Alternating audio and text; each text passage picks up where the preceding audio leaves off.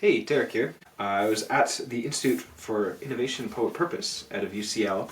They released their most recent report about their Public Sector Capabilities Index. It's a project they're doing with Bloomberg Philanthropies for local government. They talk a lot about the pressures that cities are in with all the major challenges and increasingly complex problems that we face.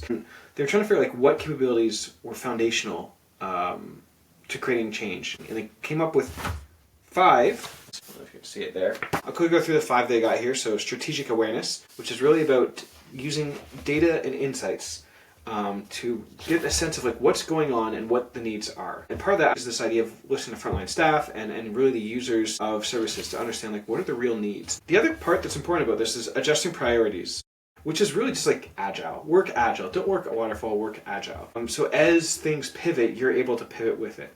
So stop doing what's not working, reallocate those resources, and try new things. Number 3 is building coalitions. These are complex problems. They don't exist in silos, so we can't work in silos. This is sort of the missions that talk a lot about in the UK, so I think where the missions piece comes in. But really it's this understanding that any problem is going to require cross-departmental, cross-organizational work. Universities, not-for-profits, it's going to need to be all hands on deck. Number 4, learning and experimentation. Try things out, test things out, experiment with ideas, prototype rapidly, pilots, policy sandboxes. We don't need to plan big things. Let's do small things, let's learn quickly, and then we scale out.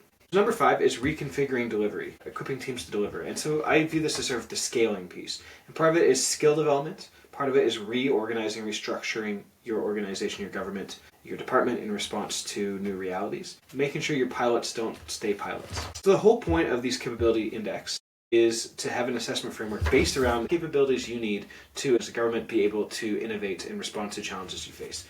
How are you doing? And so they've created a whole assessment framework. So stage number 1 is benchmark your capabilities to see where you're at, what you're doing well at, what you're not doing well at, what's your scorecard. Next is tools for capability building. Okay, so I'm here. How do I get from here to here? What tools, what resources can help us get there from there? The other thing though is it's not just about tools, you also need networks and peer supports. Linking governments to other governments in the same place as them, or one step ahead of them to help them make that journey together. So you're not doing it alone, you're doing it with peers. And then really the other piece is about scaling these ideas more broadly.